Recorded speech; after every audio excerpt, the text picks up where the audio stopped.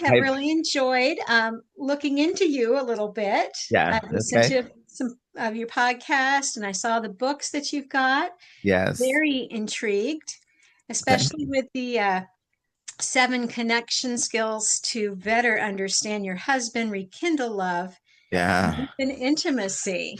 Yes. I wonder if we can start with that today. Could you give us an overview of those 7 connection skills? Yeah. Yeah. So, basically, what I find is that for a husband and for a wife, that if they can find a way to connect in a manner in which they, primarily the husband, can hear her, uh, understand her, see her, acknowledge her, then it becomes a differentiator. It becomes a game changer because many times that's what is missing. They're not, I hear so often, it feels so disconnected. And so that, of course, intimacy is very difficult, if not almost impossible to be had when that does happen. So yeah, so the idea of the connection, the 7 connection skills that I talk about in the book, I use the word connect to kind of give as an acronym to describe. Excuse me, I have a cold, so if my voice is on raspy, it's my cold is acting up, but we're going to get this through. So the idea is if the wife can understand that to cultivate the respectful interactions, because primarily that's what we as it's a fuel for us as men, as husbands. And many times that's what he finds and he fights for. So I try to help her to say, how can you cultivate what's most important to him? Mhm. It's not going to happen easily. It's not going to come without effort and intentionality. So I start with that for her to say, hey, what if we can cultivate the respectful interactions with your husband? And so I try to help her to see what that looks like and then to teach her the principles there alongside that. And do you want me to keep on going? Well, I'm following you really well Okay. so far. I understand, the Bible talks about husbands love your wives, wives respect your husbands, Yeah. and I really see the value in that. I know our culture doesn't so much anymore, but we were definitely going against the grain here when we talk about respecting your husband. Yes. And a lot of times, I don't think women clearly understand what that looks like because things that might feel respectful to me Right. may not be to him. And so that's Right. really interesting. Yeah, and so what tend to happen, unfortunately, society tried to tell her that she should determine what that looks like. For so and it's impossible. She needs him to define for him what respect looks like because he knows it, he sees it, he feels it, and so when she can lean in, and that's why I use the word cultivate because it's something that takes time, it takes effort, it takes intentionality, and when she understands that and goes again, like you said, so I mean, so pointedly against the grain, uh, then she really connects in a level where God has designed him or her to experience him, you know. So that's the C part. The O is offering appreciation and gratitude. I cannot tell you how many men would say they feel like I'm not appreciated. And even though the wife will, she'll argue against that and say, of course I appreciate you and for the things you do. But what happened is it's not communicated in the way that he hears it, right? So, and I find that can become an issue. So I try to help her to see that appreciation can look different ways. Yes, verbally, but also it can be communicated non-verbally. So I would teach her and show her what it is because I'm the man. I'm that man who understands what it feels like. So who better to explain and help her to see that? So I kind of take her behind the curtains and say, hey, this is what it looks like. And I'm giving her basically the green light to say, when you do these things, you really have our hearts. You get us in a way that nothing else does. So that offering appreciation and gratitude is high on the list for us as men, you know. So that is something that I find sometimes men said they feel like they're taking for granted more often than not, you know. Mhm. All right. So appreciation and gratitude are on the list of seven, right? Yes. I agree with you. It is fuel, right, to the Yes, man it to is. to get that. And I think a lot of times, yes, we do miss out because maybe we think, oh, well, he should be doing that anyway. That's his role, right? Where's my appreciation? Where's But I think that that is vital. I Yeah. love that. So, what other skills can you So, fill so, us so this first end is to nourish his confidence because what happened is he many times appears and come across as confident. I've got this. I'll figure it out. I'll fix this. That's who he is. But many times he does that, and she can become, I see the wife as the most influential person in the relationship. I with? call her the neck that turns the head. And if I can only help her understand the role she plays, it's vitally important for the success of the marriage. So when I say nourish his confidence, it's a begin to not only notice it, but highlight it, feed it, and sometimes it made me feel like, oh, okay, I don't need to do that. It's only gets to his head and his ego. But guess what? For some reason, God has placed it in us that when our egos are stroked that way, we will rise in a manner in which we will not otherwise. So by nourishing the confidence is calling the things out that is being seen so he can get more of that. And he will just take on wings and just take off because he feels like she is behind him. She is a wind behind his sail, and he will. I mean, he'll soar. So it's Mm, very important for her not to overlook her role in nourishing the mm, confidence in that you mean you got this. You can do this. I believe in you. You know, mm. all those kind of things is so important in the interaction of the relationship. Oh, yes. I love that. And I understand what you're saying. Yeah. I think that we rise to the level of the expectation or fall to it, depending on what that what that Yeah. expectation is. 100%. Yes. So Yes. that those are great. So nourishes confidence, appreciation, gratitude. What else do Yeah. you have for me? The other end is to how navigate challenges with empathy. So he's going to hit the wall. He's going to stumble. He's going to have moments where he didn't get it right. And those moments is how do you navigate that with empathy? And of all persons, she is the one that has that emotional temperature. I can set as a thermostat, so to speak, Yes. to set that, and she is equipped with that. So if she can navigate when the challenges occur with empathy and help him to walk that through, and he doesn't take it personally like a failure, I didn't do what and just fall to the bottom. When she's able to help him to recognize, call those things out within him, he will again stay level-headed and become that man that is a protector and provider and stand strong for the family because she is there using a skill that God has so equipped her with Mm, that to at her, for really for the relationship. But when he experiences that, for example, my wife, when we've gone through, been married for 40 years. So we've gone through a number of situations and sometimes some challenges have occurred in our lives. mm, And when she come alongside and I'm, trying to be strong and trying to hold it together. And when she can come alongside and softly say something to me or hug me or mm, just let me reassure me mm, about what we're going through, that we're mm, going to be able to get through this, that means the world to me. And so mhm. navigating the challenges with empathy is so critical for us as men to become all that God has wired us for.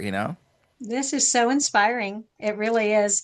And what I'm getting from that is you really need to be that safe space for him, right? 100%. That Yes. soft place to land. Yes, yes, exactly. That's what I think you nailed it. That's what exactly what is happening when she start doing that.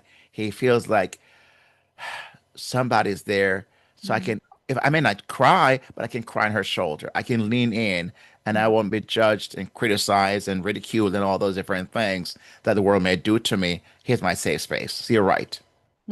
Beautiful. Yeah. So 40 years of marriage. And Yes. so these things are some things that you picked up along the way in your marriage, or Yeah. yes? Yeah, Mark. Yes. So I've both personally and professionally, because I've been working in this space as a marriage and family therapist for over 2 decades. So Mhm, I've worked with thousands of sessions of sitting across some couples myself, wives individually, husbands individually, but also as couples. mhm, And then, add that to my own 40 years of marriage.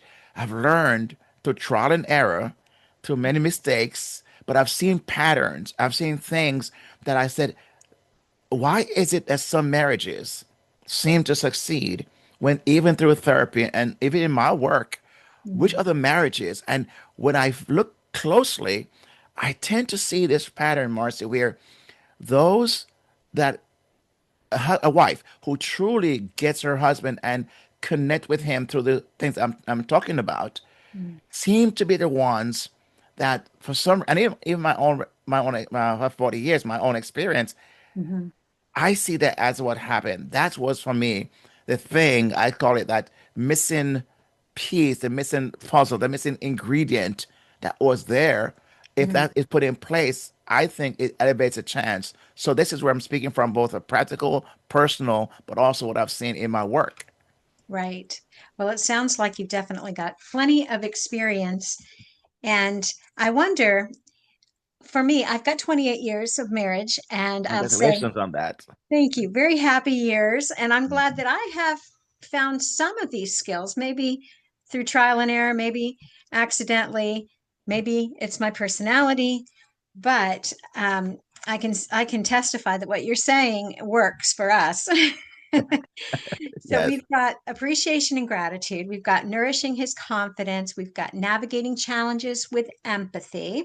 What else Yeah. do you So the E is engage spiritually together, because this is very important that, he feels that he has a partner he can pray with. And even sometimes when he feels like, there are times in my own marriage where my wife will lead in prayer and just come and just pray over something. And in that moment, it's almost like her prayer, it sounds like, why can't I pray that way? Because it just so seems so heavenly. Because it's not because she's more spiritual.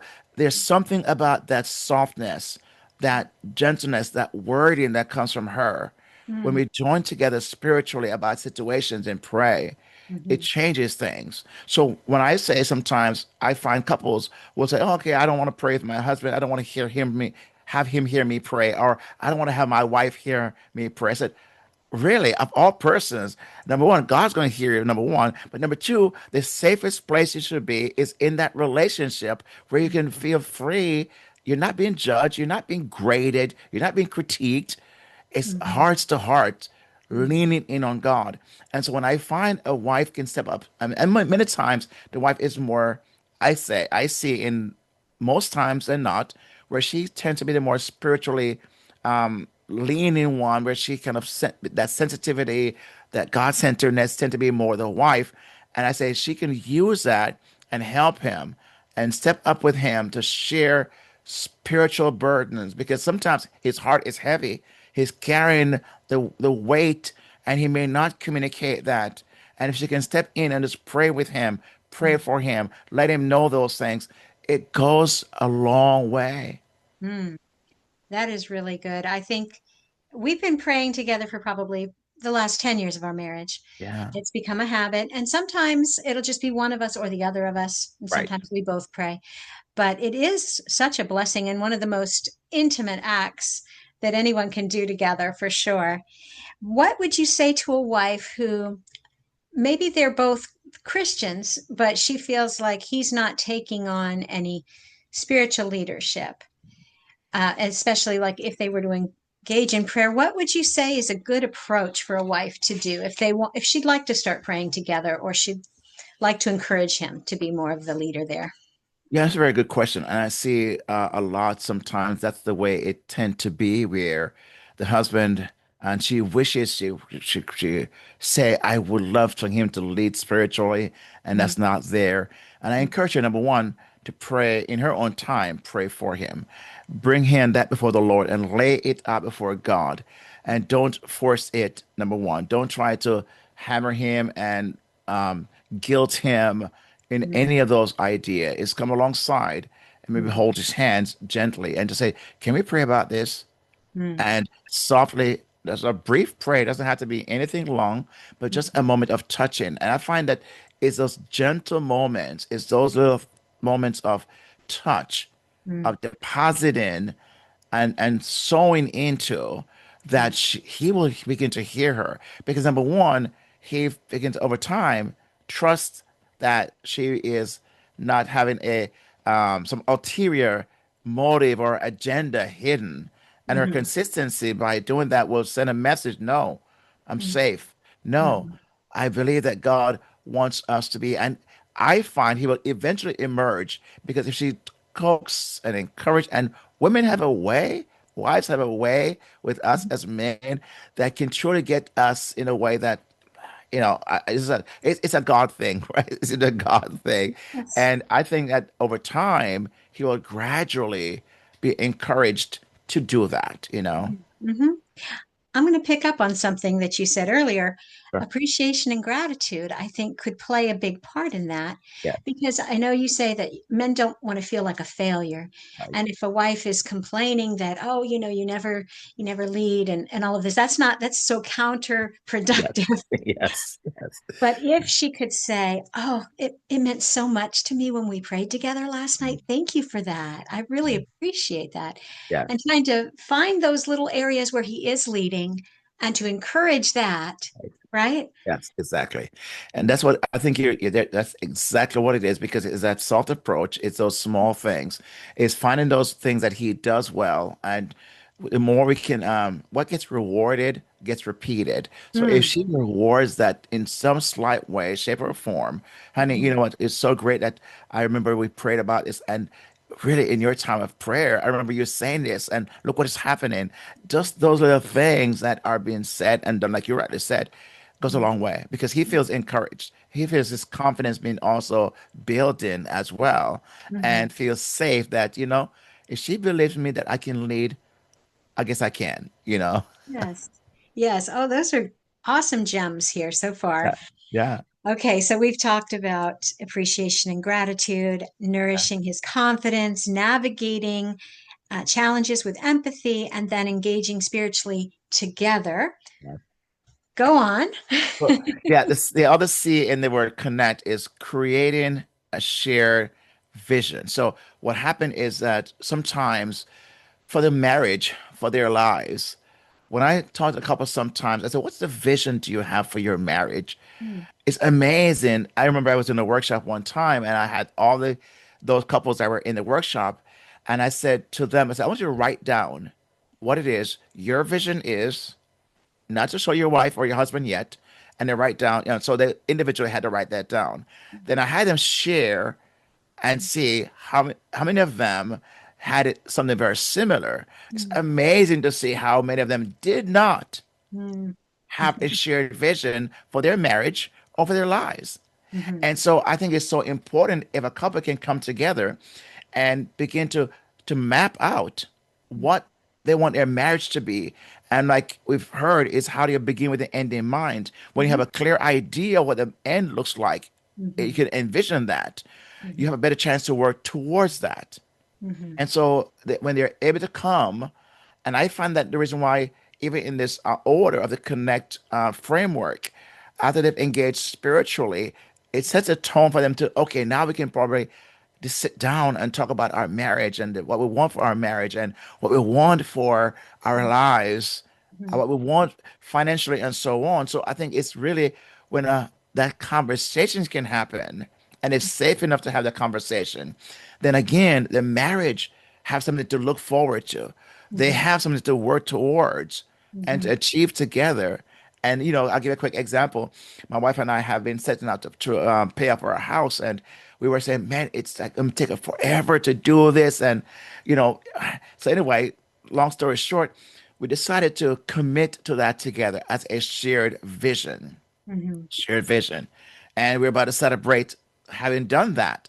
Mm. So the point is that had we not set out together to accomplish that and put all our resources and our mind and attention and our prayer and our hard work towards that, we Mm. would not be able to say, oh, look at what we did, because it would just happen haphazardly. So when we have these things together, it makes a world of a difference. Yes. Oh, that's wonderful. I love that idea of having a shared vision Yeah. because, yes, that it makes it a lot easier to know what to say yes to and what to say no to when you Man. know where you're heading. Does Yes, this align with our vision or not? That's it is. terrific. It is.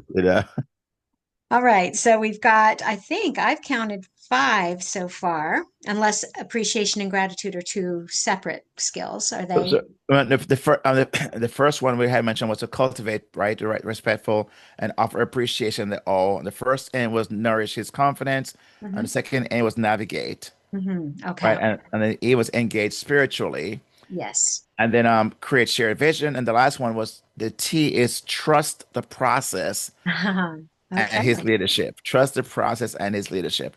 I Mm, find that once you're able to come together, because the Bible says, can two walk together unless they agree. And mm, so if they are in agreement and can trust the process, their commitment to God, that faith is part of their journey, and also his leadership. Doesn't mean he's perfect, doesn't mean he's going to get it right. But mm, when that order is in place and she begin to trust that, then mhm, the whole point of the book, The Joyful Wife, is that that's how her heart can become more joyful because number one, she doesn't have to see it as her own doing, as if she is all alone, and she may feel that way sometimes. And my whole premise of this book is saying, here's how you can still be that joyful wife, because joy is a state of being, it's not a feeling necessarily. So if you mm, can create that state of being through this framework, then what's going to happen is when you trust the process, when you basically lean in on that and his leadership, it can transform the marriage and their lives mhm, individually. I've seen it, and mm, I'm here to testify of it because for 40 years I've seen it in mhm. my own. And of course, it's not been perfect. It Yeah. has, like you said earlier, Uh-huh. many of these things we kind of fell into. We Mm. never know what we're doing. But then as I look back, I'm thinking, oh, that's what it was. And Uh-huh. so I've just put a framing around it and put some name towards it because it's what I didn't know beforehand. Yes. And now others can benefit from your lessons that you've learned. Yes. I have a couple of questions in Sure. relationship to specific situations women might encounter. Sure. Get your feeling on this. What can a wife do when her husband's really critical and so she feels like she can't do anything right? What do you think is the cause of that and what might help remedy it? Yeah, sometimes that's a very good question. I hear that a lot sometimes, and I hear the flip side of that as well too, right? Yes. But I would say to her is first and foremost is to look back and say, has there been any time in their lives where she could own up to where she may have done things where he felt like either it was miscommunicated, or because I say misunderstanding is really one of the biggest culprit in communication is a misunderstanding, right? So she feel like he sees her as not doing anything right. How accurate is that? How accurate is that, or is just a feeling? Is it that she is carrying also possibly some kind of past emotional allergy where she feels like something is said and her brain interprets it as he's saying she's not good enough or she can't do anything right. So we have to look at a number of nuances. But just to say that on the surface, I would say maybe it's a talk to him. You know, what do you mean by what is that you mean by that? What is it if I did would make a difference or make, that communication is so important because sometimes I find his comment could be one where he feels frustrated. Maybe he's coming from a place of really, he feels like maybe he's feeling that himself and is projecting that on her, Mm-hmm. you know? Maybe it's like he's have asked her to do some things and she may not have listened. And so he's like pointing out something that maybe has been repeated, and he's trying to say, yeah, but every time you do this, you always do this way. Mm, And it may not be that he's criticizing her as not saying you don't do anything right. Maybe it's calling attention to what she may not want to hear mm, a second, a third, a fourth time. So mhm. I think sometimes it's not as easy as we can as we talk this through to have a very cut and dry answer because Right. there's so many nuances that could be at play. But I Mhm, would even say that having a conversation, sitting down, creating a safe place, having a conversation to create meanings. What really does that mean? What is it that I need to do? Ask those questions from a mhm, very curious place, not in a very, brash way. No, in a very curious place. To say, I genuinely want to know what might I need to do differently that would change that narrative that he has in his head. mhm. Right. Because I think sometimes the tendency for anyone is to get defensive 100%. when we feel criticized and tell them of all the times that we didn't do that or we did do this. Yes. Yes. We're going defensive mode, like you said. And so that doesn't really breed connection at all, No, no, criticism and defensiveness. So, no. okay. So to turn things around, you would suggest that she just try to communicate Yeah. what is it that I would genuinely like to know. What is it that I can do? Exactly. Yeah. Okay. I think if he hears that, because most times men, we don't hear the what, we hear Hmm. the how, right? So how is presented, Hmm. right? So is her content may be very, but he doesn't hear that in a way that she presented. So maybe if she curiously lean in with a genuine need to understand what he means by that, Hmm. that could also be a game changer because insight is what brings clarity and change. Hmm. Now, let me say, if it was a different way, if it is he is feeling like a loser and Mhm. projecting, Right. what would be the solution there? Do you have a good word for that? Yeah, I would also ask if for him, I would simply say that maybe, to look into how accurate, because I always like want to check in, right? Because my thing is we listen to our emotions and not necessarily truth is how we feel. And our emotions drive what our behaviors, right? And our beliefs drives our behaviors. So my thing is we need to have the self-awareness to check in. How accurate is what it is I'm thinking? Mm-hmm. Is, right? Because most times it's not, because we Mm-hmm. have these automatic negative thoughts that rushes to the surface to our own defense to protect us whenever we're engaged in a conversation. And so we have to then check that to make sure. And so what I teach a framework called PBR, pause, breathe, and reframe. So I said, imagine in that moment, we just take a deep breath, a pause, take a deep breath, reframe, rethink. Mm-hmm. Is this really true? Is this really what is being said? So if he's feeling that, he could say to her, honey, whenever that happens, I feel like I'm not enough. I feel like I'm a failure. I'm trying so hard Mm-hmm. and I don't know what else to do. Mm-hmm. Help me better understand that. Now, this is really the kind of talk most couples don't have. I've heard when I try to teach couples this, they say, but we don't talk that way. I said, could that be the reason why things are not working out the way that they should? So we need to change because if nothing changes, nothing changes. So I say, hey, what if we approach it a different way, a softer way, with curiosity, lead with curiosity. So Mm-hmm. he also could lead with curiosity Mm-hmm. because how he interprets it may not be accurate. She may not be saying what he's hearing, Mm-hmm. Yes.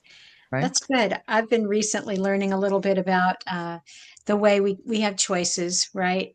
How we're going to respond in a situation. Yeah. And what you're talking about is really more of a learner mindset, having that Yeah. curiosity Yes. and being open to learn something in this situation. 100%. Yes. That's Yes. really good. Yes. I've got Yes. maybe time for, I have so much I want to talk to you about, Yes. but let me see. Here's Yeah. another idea. Sure. Is there anything a wife can do when her husband has an anger problem? Yeah.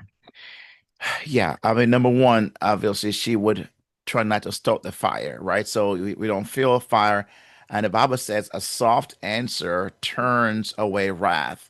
So Mhm. we look at that word and say the soft answer means it's not just the word, it's how you present yourself, it's the attitude, it's the body language.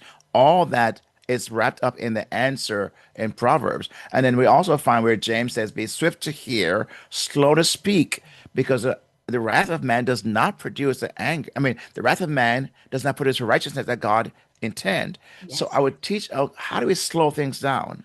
Mm. So if he has an anger issue and she knows that, she wants to find the right timing, trigger words. What might she say differently? When may she need to approach him?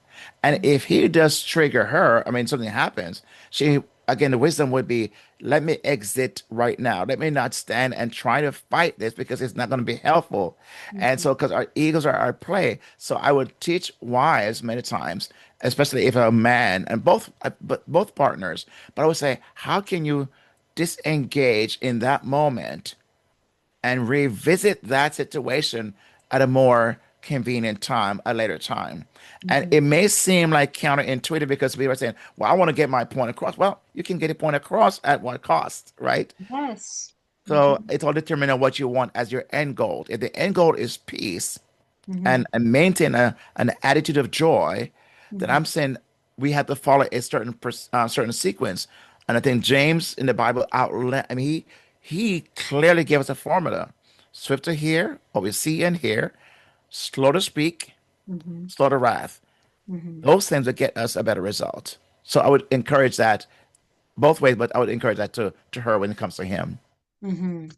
Yes, because sometimes, well, nothing good happens when you're angry. You say things you Exactly. don't mean and you do things you Exactly. don't mean to do. So, yes, maybe just a little timeout. Like, can we Yes. revisit this?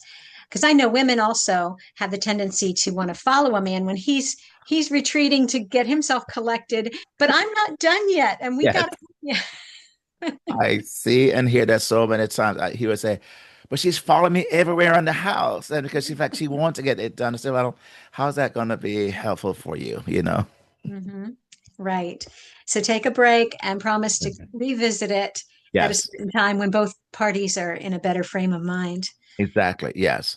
And that's something they could also agree with ahead of time that when we find ourselves in those situations, one person must request to disengage, but that person who disengaged must be the one who re-engages Mm. for the process to be trusted, that we can really trust that when someone disengaged, they're going to come back. So if it Mhm. doesn't, then that's going to violate the whole trusting process. So the Mhm. disengager must be the re-engager. Very good. Very good advice. All Yeah. right. For my last question, I'm going to ask you is Sure. what is something that you and your wife do after 40 years of marriage Yeah. to stay connected? What's something you do intentionally? Well, what we do, one of the things we do intentionally is every week for the last several years, I mean, so far back, we make sure we have a date night where we actually get out, we go to by ourselves, get away from the kids in the house just to be together. It's coffee, it's dinner, it's for a walk, something we do. We also make sure we get away periodically just Yes. to be to energize, just revitalize our relationship. We Hmm. attend workshops or conferences on marriages. We have ourselves gone to marriage counseling earlier on in our relationship. Hmm. Nothing that was gravely out of problem, but we just wanted to keep things healthy before it Yes. becomes a problem. So I Yes. find that don't to be proactive in those things we did. We Hmm. also make certain that we spend time talking, looking in each other's eyes, talking through things, working through problems, and so it's not to let something just go by and not deal with it. Hmm. So I find that those things we do that I would say right away is what comes to my mind Yes. as the thing that keeps us, sustains us, of course, and then going to church together regularly. Oh, yes. Awesome ideas. Thank you Yeah. for sharing. Please share your website, any information about how to find you. Yeah, so thank you for the opportunity. But KingsleyGrant.com is where my hub, and my name, Kingsley Grant, is where everything can be found. And any social media is at Kingsley Grant. And my latest book of The Joyful Wife, and then my new book, The Connected Wife, will be also on Amazon. Terrific. Well, Yeah, Kingsley, I have appreciated our conversation. I've really enjoyed your wisdom, and I'd love to have you back another time I would because love to, there's Marcy. so much more we could talk about. So Yeah, thank you very much. you're welcome, and thank you for having me on your show.